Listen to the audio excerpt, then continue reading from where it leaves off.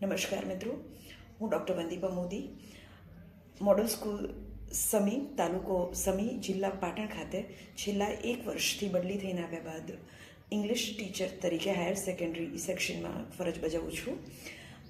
આજનો મારો નવતર પ્રયોગ છે, એનું નામ છે લર્નિંગ ઇંગ્લિશ ઇટ્સ ઇઝી.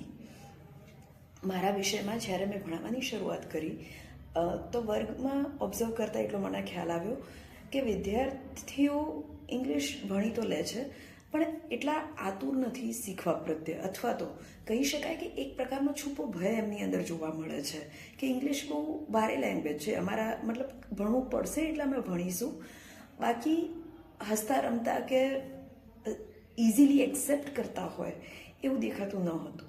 એટલે મારો જે નવતર પ્રયોગ છે એની અંદર મેં 2-3 અલગ અલગ એક્સપેરિમેન્ટ્સ મિક્સઅપ કર્યા છે. જેમ કે સૌથી પહેલાં તો મેં અમારી સ્કૂલમાં એક ઇંગ્લિશ લેંગ્વેજ કોર્નર બનાવ્યો છે, જેની અંદર વિવિધ TLM કહી શકો કે પ્રોજેક્ટ વર્ક, જેમાં ગ્રામરનું વર્ક છે એ સ્ટુડન્ટ્સ એ ગ્રુપ વાઇઝ ભેગા થઈને બનાવ્યું છે. પછી એક લેંગ્વેજ ટ્રી પણ બનાવ્યું છે, જેની અંદર ઢગલાબંધ ઇંગ્લિશ શબ્દો એના અર્થ અને પ્રોનન્સિએશન સાથે લખેલા છે. એના પછી શાળાની જે દિવાલ છે, 2-4 દિવાલ, એ પણ એની ઉપર એવી રીતે ઇંગ્લિશ રિલેટેડ ટોપિક્સ પેઇન્ટ કરાવડાવ્યા છે. એના સિવાય જ્યારે દિવસની શરૂઆત થાય છે, જેમ કે every new day particular 5 to 6 words દરેક સ્ટુડન્ટ રોલ નંબર વાઇઝ લખે છે. એના વર્ડ્સ છે, મિનિંગ છે, એનો ઉચ્ચાર છે, અને બાકીના સ્ટુડન્ટ્સ એ દિવસમાં એ લર્ન કરી લે છે. એના પછી ઇંગ્લિશમાં મેગઝીન્સ 2-3 કિડ્સ વર્લ્ડ છે, ફન વર્લ્ડ છે, આ બધા બંધાવ્યા છે, તો છોકરાઓ રિસેસમાં અને એમાં એનો બી ઉપયોગ કરે છે.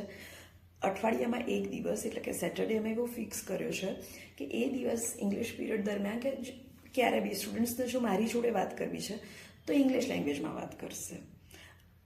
ડઝન્ટ મેટર કેટલું ખોટું ઉચ્ચારણ છે કે વાક્ય રચનામાં ભૂલ છે, કશું ત્યાં મેટર નથી કરતું, બસ ઇંગ્લિશ બોલવાનું, એટલે એમના મનમાંથી એક ભય દૂર થઈ શકે. એ જ રીતે વાઇલ સ્ટડીંગ ઇંગ્લિશ લેંગ્વેજ, તો એમાં પણ એ રીતે કર્યું છે કે રીડિંગ શરૂઆતથી, જેમ કે જૂનથી સ્ટાર્ટ કરીએ તો સ્ટુડન્ટ્સ વાંચવાની શરૂઆત કરી છું. અમુક સ્ટુડન્ટ્સ એવા બી હતા કે જેમને વાંચવામાં બીક લાગતી હતી, ભૂલો થશે, તેમાં એ ટ્રાય કર્યું છે કે એમને બસ વાંચવાનું, ભલે જેટલી બી ભૂલો હોય ક્યારેય હું એમને ટોકતી નથી. દિવાળી સુધી બસ એમને એક રીડિંગ પ્રેક્ટિસ, એમને એક કોન્ફિડન્સ ડેવલપ થાય છે કે અમે વાંચી શકીએ છીએ. એના પછી એ કરેક્શન ફેઝ સ્ટાર્ટ થાય છે, એ બી બહુ મોડરેટલી. તો મારા ક્લાસમાં એટલું હું કહી શકું કે હવે મારા દરેક student at least English language easily વાંચી શકે છે. એ લોકોને મારી જોડે વાત કરવી હોય તો ફ્લુએન્ટલી નહીં, બટ એટલીસ્ટ ડર્યા વગર ઇંગ્લિશ લેંગ્વેજ યુઝ કરી શકે છે. અને જ્યારે લેંગ્વેજ કોર્નર એ રૂમમાં લઈ જઈએ તો બધા ખૂબ જ એક્સાઇટેડલી પાર્ટિસિપેટ કરે છે. એ બધા જે પ્રોજેક્ટ્સ મૂકેલા છે યુઝ કરીને શીખે છે. તો આ રીતે મારો જે બી પ્રોજેક્ટ છે, આ નવું innovation learning English it's easy, એ ખરેખર મારા મતે બાળકો માટે ફાયદાકારક રહ્યો છે. એક સફળ પ્રયોગ કહી શકાય. Thank you.